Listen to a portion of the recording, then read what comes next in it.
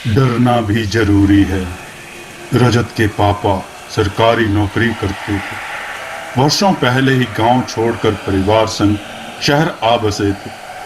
बढ़िया स्कूल और कॉलेजों में रजत को शिक्षा मिली थी। रजत के चाचा शंभू आज भी परिवार संग गांव में रहकर ही खेती बाड़ी करते थे। एक दिन जब वह शाम को घर लौटा तो उसे वहां कुछ तनावपूर्ण माहौल प्रतीत हुआ। पूछने पर मां ने बताया, बेटा, हमें आज ही गांव में तेरे चाचा जी के पास जाना होगा, क्योंकि रमा आजकल कुछ बीमार सी चल रही है। रजत के चाचा शंभू की लड़की का नाम रमा था। फिर इसमें चिंता करने की कौन सी बात है मां? ठीक हो जाएगी वो, रजत ने कहा। मायूसी भरे स्वर में बोली वह, बेटा, कुछ बीमारियां ऐसी होती हैं जो ना दवा से ठीक होती हैं और ना ही दुआ से। रजत को मां की यह अजीब सी बात बिल्कुल भी पल्ले नहीं पड़ी। उसकी मां शांता फिर बोल उठी, अब तुझे कैसे समझाऊं बेटा कि रमा पर किसी बुरी आत्मा का साया मंडरा रहा है। ऐसी आत्मा जो किसी अकाल मृत्यु प्राप्त इंसान की है। ये सब बकवास बातें हैं मां। ओ गॉड, आज दुनिया कहां से कहां पहुंच रही है और एक हम हैं जो आज भी इन अंधविश्वासों से अटके हुए हैं। जिस पर बीतती है वही समझता है बेटा। दुनिया में आज भी सब कुछ मौजूद है। तुम्हारे मानने या ना मानने से सच बदल थोड़े जाएगा, बोली वह। झुंझला सा उठा वह। ओहो मां, मैं आपसे बहस नहीं करना चाहता। ठीक है, मैं अभी आपके साथ गांव चलूंगा। बोलिए, कब चलना है? आज ही बेटा, बल्कि अभी ही। रजत और उसकी मां शांता देवी कार द्वारा गांव रवाना हो गए। रजत के पिताजी उनके साथ नहीं जा सके थे, क्योंकि उनको छुट्टी नहीं मिल पाई थी। करीब 2 घंटे का सफर तय करने के बाद वे गांव पहुंचे। रजत के चाचा चाची ने जब उनको अपने सामने देखा तो वे बहुत खुश हो गए।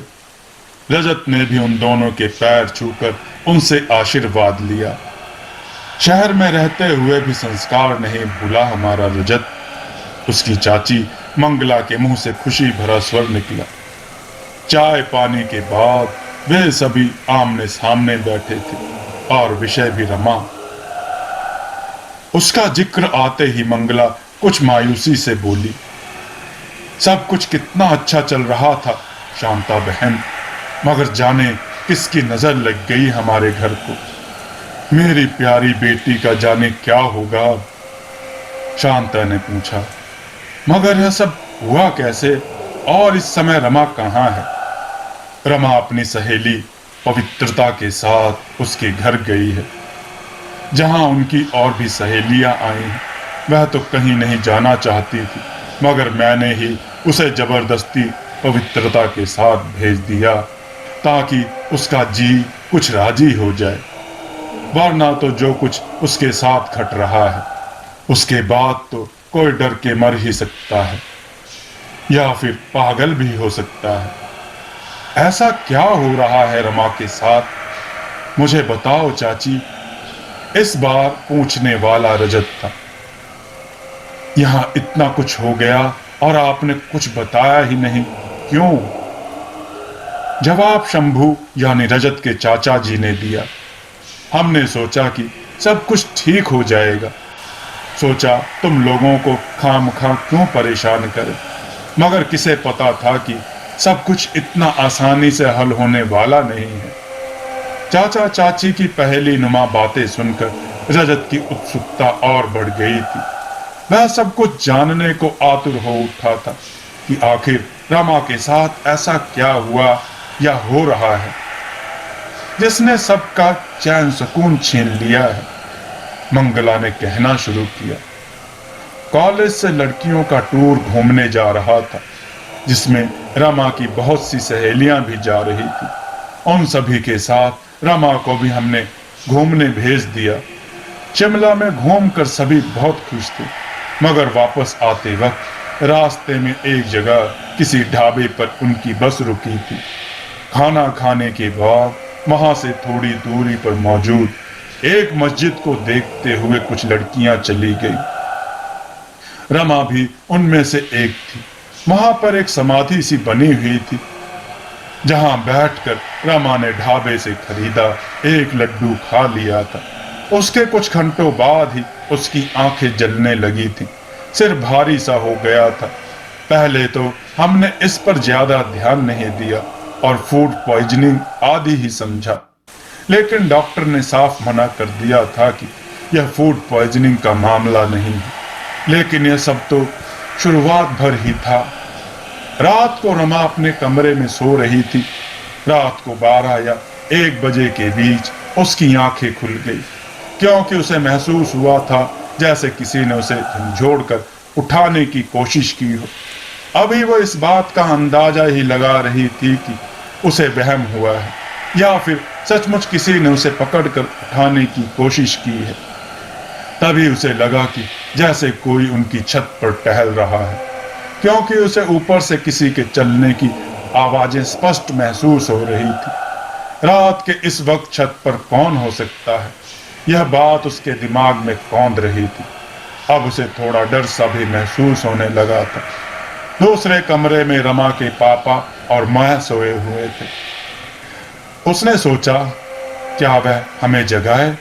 यह सोचते हुए बिस्तर से नीचे उतरी और अभी दरवाजे की ओर बढ़ ही रही थी कि खिड़की के पास उसे एक साया दिखाई दिया, जो जोर जोर से सांसें ले रहा था। रमा का दिल जैसे हलक में अटक गया। उसके मुंह से चीख ही निकल गई। उसकी चीखें सुनकर दूसरे कमरे से दौड़कर हम वहां आए और उसे संभाला। इस घटना से वह बहुत ज्यादा डर गई थी। उस दिन के बाद ऐसी ही अजीबोगरीब घटनाएं उसके साथ घटने लगी। एक दिन तो मैंने भी ऐसा वाकया देखा कि खुद मैं ही भयभीत हो गई, क्योंकि जब मैं रमा के कमरे के दरवाजे पर पहुंची तो जो कुछ भी भीतर देखा उसे देखकर मैं सहम गई, क्योंकि कमरे के अंदर रमा नमाज पढ़ रही थी। उसे ऐसा करते हुए मैंने पहले कभी नहीं देखा था। और जब नमाज पूरी हुई तो वह बेहोश होकर लुढ़क गई। अभी मंगला आगे कुछ कहना ही चाहती थी कि उसी समय वहां एक सुंदर सी लड़की भागी हुई आई, जिसका नाम पवित्रता था। उसके चेहरे पर हवाइयां सी उड़ रही थी और घबराहट में उसके मुंह से निकला, आंटी, वो रमा। उसके मुंह से रमा का नाम सुनकर सभी चौंक से गए। क्या हुआ रमा को? क्या वह ठीक थी या नहीं? सभी उस लड़की पवित्रता के साथ उसके घर की ओर भागे। रजत और उसके घर वाले जल्दी से पवित्रता के घर पहुंचे। बेहोश रमा को एक पलंग पर लिटाया गया। डॉक्टर को भी फोन कर दिया गया था। रमा के पापा शंभू ने जब पवित्रता से पूछा कि यह सब कैसे हुआ, तो उसने बताया, रमा बाथरूम में गई थी। थोड़ी देर बाद जब वह बाहर निकली तो अचानक से गिर पड़ी और उसे होश नहीं आ रहा। डॉक्टर भी जल्दी ही वहां पहुंच गया था। उसने चेकअप करके बताया कि डरने की जरूरत नहीं है, थकान और कमजोरी के कारण वह बेहोश हो गई है। इंजेक्शन और कुछ दवाइयां देकर वह चले गए। रजत ने पवित्रता से कहा, आप रमा की अच्छी दोस्त हैं, क्या आप बता सकती हैं कि आजकल उसके साथ यह सब क्या हो रहा है? क्या वह किसी तनाव आदि से तो नहीं गुजर रही है, या फिर सचमुच कोई दुष्ट आत्मा उसे परेशान कर रही? पवित्रता ने उसे एक तरफ चलने को कहा। रजत उसके साथ घर की छत पर चला गया। पवित्रता ने रजत से कहा, मैं और रमा एक मनोचिकित्सक से भी मिल चुके हैं, मगर कोई फायदा नहीं हुआ। मेडिकल साइंस के मुताबिक उसे मानसिक कारणों से यह सब हो रहा है। आपको इस बारे में क्या लगता है पवित्रता जी? यह सब क्या है? पवित्रता ने कहा, जहां तक मैं जानती हूं, जो कुछ हो रहा है उसका कारण मानसिक तो हरगिज ही नहीं हो सकता। यह कोई दुष्ट आत्मा है जो उसके पीछे पड़ी हुई है और इसका इलाज कोई पैरानॉर्मल वैज्ञानिक ही कर सकता है। पवित्रता की बातों से रजत भी सहमत नजर आ रहा था, हालांकि वह इन सब से आज से पहले विश्वास नहीं रखता था, मगर अब उसे भी लगने लगा था कि रमा के साथ घटने वाली घटनाएं साधारण नहीं थी। रजत ने पवित्रता का धन्यवाद किया। इस पर उसने कहा, इसमें धन्यवाद की कोई जरूरत नहीं। रमा मेरी सबसे अच्छी दोस्त है, मैं हर हाल में उसके साथ खड़ी हूं। रजत उससे प्रभावित हुए बिना नहीं रह सका। उसने पवित्रता की तरफ दोस्ती का हाथ बढ़ाया। पवित्रता ने मुस्कुराते हुए उससे हाथ मिलाया। कुछ समय बाद रमा को होश आ गया था। उसे लेकर सभी वापस घर आ गए थे। कुछ समय बाद रजत ने उसके एक दोस्त रमन को फोन मिलाया और किसी तांत्रिक का पता पूछा, क्योंकि रमन भूत प्रेतों पर विश्वास करता था और एक बार उसने बताया था कि उसके छोटे भाई को भी इसी तरह की समस्या हुई थी जैसी आज रमा के साथ हो रही है। उसने अपने भाई का इलाज किसी तांत्रिक से करवाया था। रमन ने शाम तक उसका पता और फोन नंबर देने का वादा किया। जब रमा कुछ सामान्य सी हुई तब रजत ने उससे पूछा, तुम्हें क्या हुआ था रमा? तुम अचानक बेहोश कैसे हो गई थी? रमा ने बताया, जब मैं बाथरूम से बाहर निकल रही थी तब मुझे ऐसा लगा जैसे किसी ने पीछे से मेरे कंधे पर हाथ रखा हो। मैं एकदम बहुत डर गई और उसके बाद मेरी आंखों के सामने अंधेरा छा गया। बाद में क्या हुआ मुझे कुछ नहीं पता, लेकिन मैं इतना जरूर जानती हूँ कि कोई है जो मेरा पीछा करता है, मुझे बार बार अपनी मौजूदगी का एहसास करवा रहा है। उसकी बात सुनकर कहा रजत ने, तुम चिंता मत करो रमा, सब कुछ ठीक हो जाएगा। बस तुम अपने आप को थोड़ा मजबूत रखना, क्योंकि डर इंसान को कमजोर बना देता है। रात का खाना खाकर सभी अपने अपने कमरे में चले गए थे। रात के 10 बज रहे थे, मगर रजत को बिल्कुल भी नींद नहीं आ रही थी। उसके दोस्त रमन ने तांत्रिक से बात कर ली थी और कल ही रमा को वहां ले जाने का कार्यक्रम बना लिया गया था। सहसा उसे आभास हुआ कि उसके कमरे के सामने से कोई गुजरा है और रमा के कमरे की ओर गया है। अब इस घटना को कुछ ही मिनट गुजरे थे कि उसके कानों में किसी आदमी के हंसने की आवाज पड़ी। वह जल्दी से उठा और रमा के कमरे की ओर चल पड़ा। रमा के कमरे के दरवाजे से उसने जब अंदर झांका तो उसे कुछ ऐसा दिखाई दिया कि उसके कदम कमरे के भीतर खिंचते चले गए। रमा बेड के बीचों बीच बैठी हुई थी। उसकी पीठ दरवाजे की ओर थी। रजत उसके पीछे जाकर खड़ा हो गया। उसने देखा कि रमा के हाथ में कागज और पेन थे। वह कागज पर कुछ लिख रही थी। जब लिखे हुए पर रजत की नजर पड़ी तो वह चौंक गया, क्योंकि वह उर्दू भाषा में कागज पर कुछ लिख रही थी। रजत जानता था कि रमा को उर्दू बिल्कुल नहीं आती थी। फिर यह सब कैसे संभव हो सकता है कि वह उर्दू भाषा लिख डाले? रजत अब उसके सामने जाकर खड़ा हो गया। उसने देखा कि रमा के बाल बिखरे हुए हैं, आंखें अंगारों से लाल हो रही थी। वह अपने काम में इतनी मगन थी कि उसने रजत की तरफ कोई ध्यान नहीं दिया। यह सब देखकर रजत ने उसे पुकारा, इतनी रात को क्या लिख रही हो रमा? मगर अब भी उसने रजत की ओर देखा तक नहीं। अब रजत ने उसके कंधे पर हाथ रखते हुए कहा, रमा, तुमने मेरी बात का जवाब नहीं दिया। अब उसने गुस्से से रजत की ओर नजर उठाकर देखा। उसके तेवर कुछ ऐसे थे कि वह कुछ सिहर सा उठा। उसे यूं महसूस हुआ कि जैसे रमा उसे पहचानती ही ना हो। मैं रमा नहीं हूं बच्चे। अचानक उसके मुंह से एक भारी मर्दाना आवाज निकली, बल्कि उसकी मौत हूं।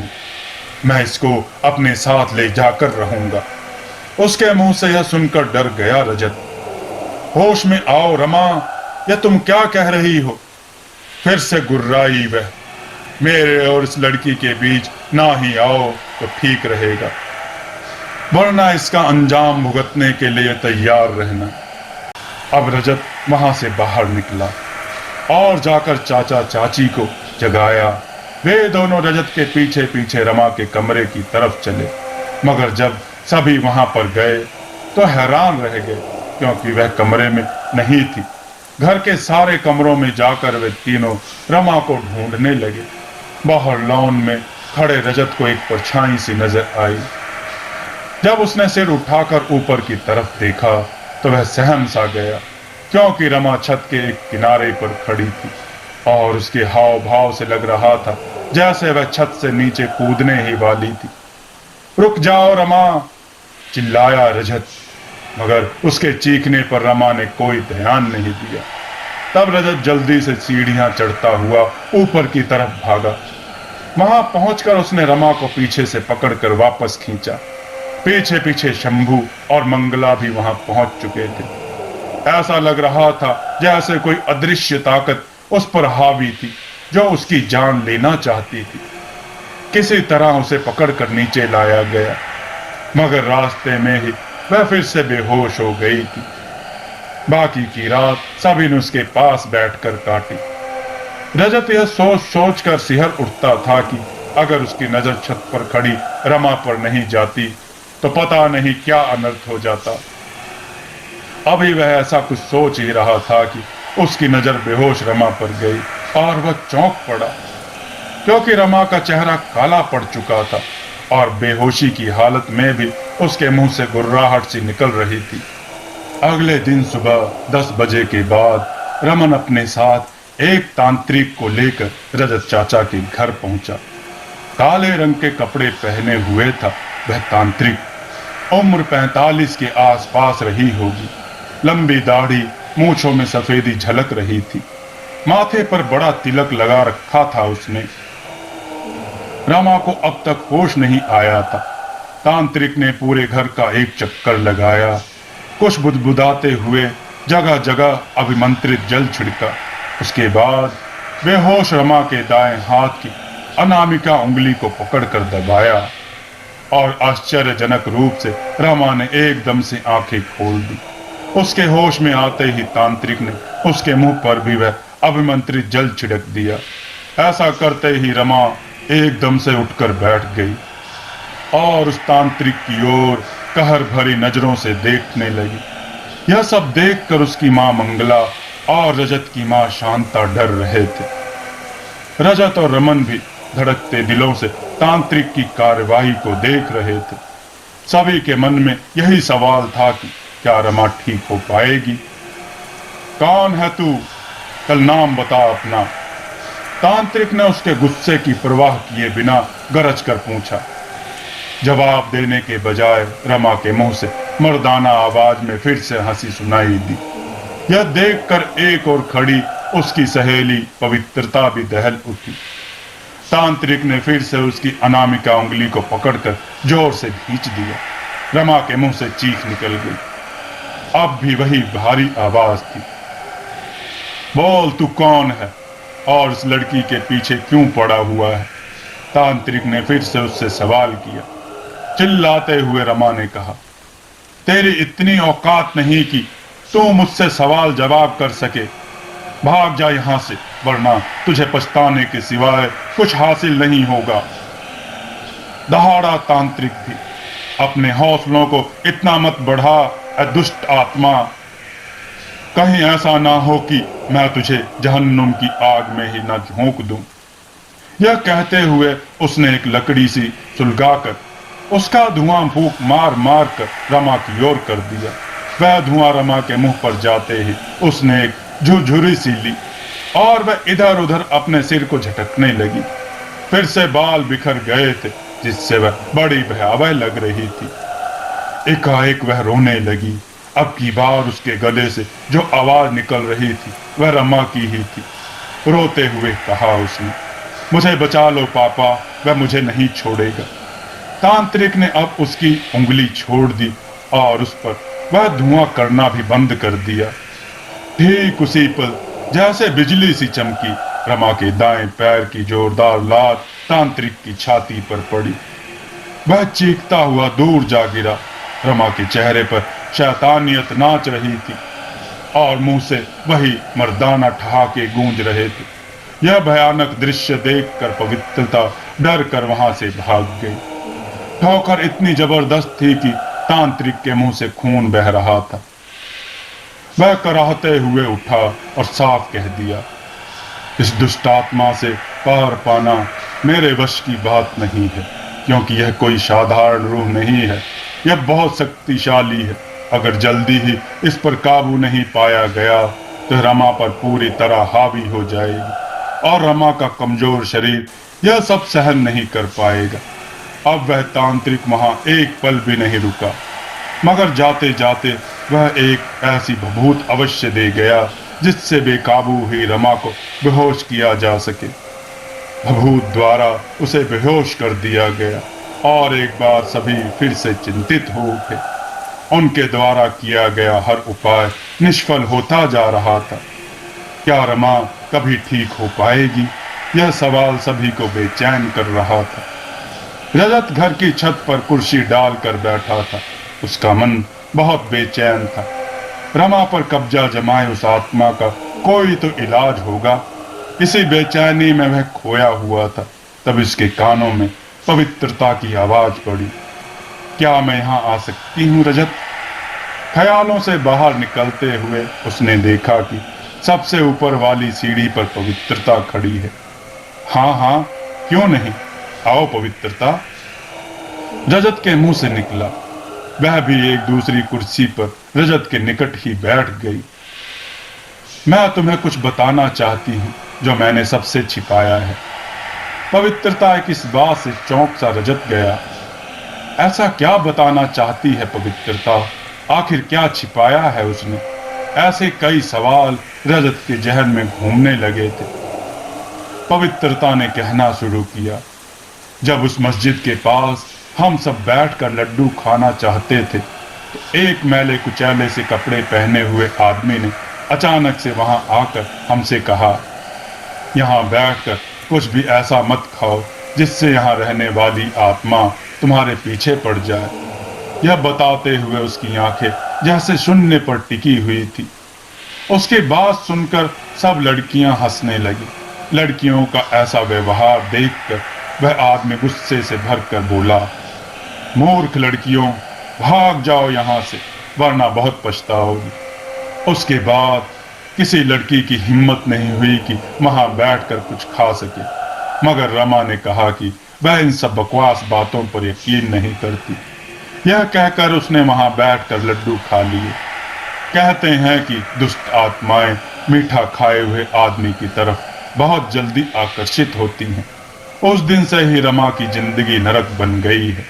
काश रमा उस आदमी की बातें मान लेती तो शायद आज हमें यह दिन देखना नहीं पड़ता। यह सब बताते हुए पवित्रता बहुत उदास नजर आने लगी थी। उसके बातें ध्यान पूर्वक सुन रहे रजत ने उससे कहा, जिसके पास तुम जैसे अच्छे दोस्त हो उसका शैतान भी कुछ नहीं बिगाड़ पाएगा। क्या मैं भी तुम्हारा दोस्त बन सकता हूं? पवित्रता ने कहा, रमा हरदम तुम्हारी बहुत तारीफ करती थी। उसकी नजर में तुम दुनिया के सबसे अच्छे भाई हो। मुझे भी खुशी होगी आप जैसा दोस्त पाकर।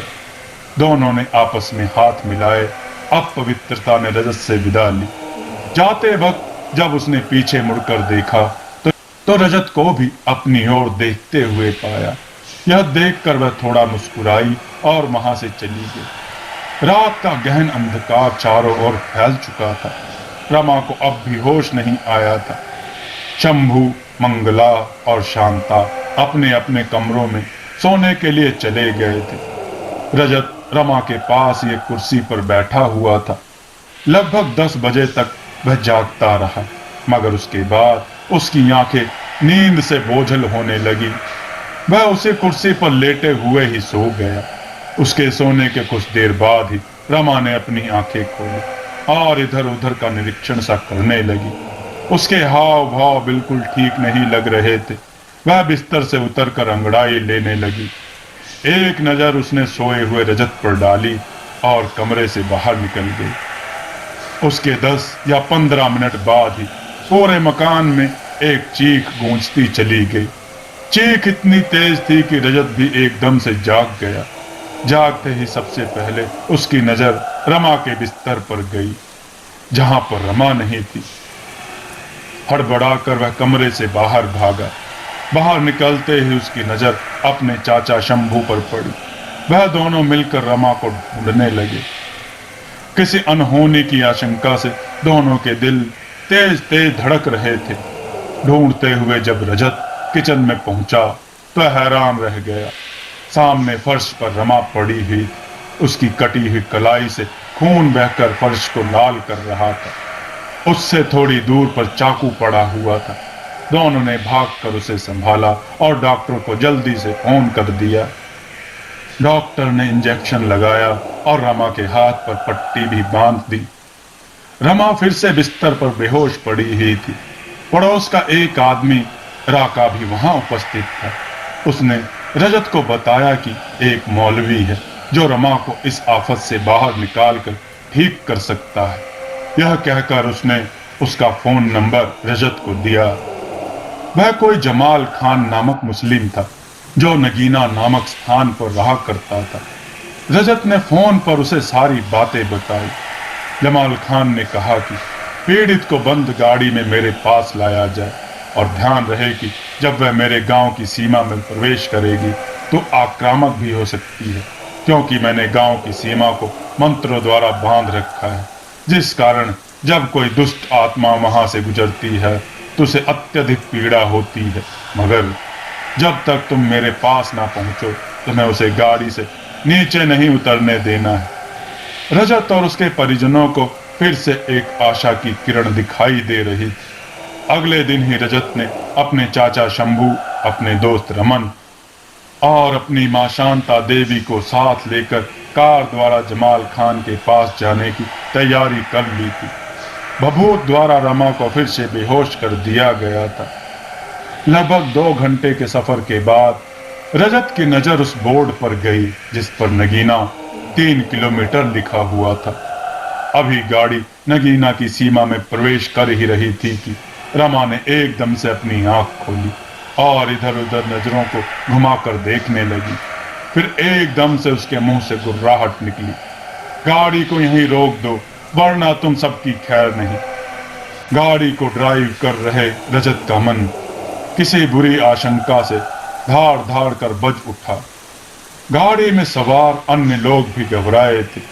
उसे कसकर पकड़ लो सभी लोग, रजत चिल्लाया। हम सब बस कुछ ही मिनटों में अपनी मंजिल तक पहुंच जाएंगे। तुम्हारी मंजिल मौत होगी अगर तुमने गाड़ी नहीं रोकी। बिखरे बालों और अंगारों से जलती आंखों वाली रमा एकाएक ड्राइव कर रहे रजत पर पीछे से झपटी। उसके एकदम से हमलावर होने की किसी ने उम्मीद नहीं करी थी। उसने पीछे से रजत की गर्दन पर अपने नाखूनों से वार कर दिया। पीड़ा से कराह उठा वह और एक पल के लिए गाड़ी का बैलेंस भी बिगड़ गया। फलस्वरूप गाड़ी सड़क पर इधर उधर लहराने लगी, मगर जल्द ही रजत ने उसे कंट्रोल कर लिया, नहीं तो गाड़ी कहीं टकरा कर दुर्घटनाग्रस्त भी हो सकती थी।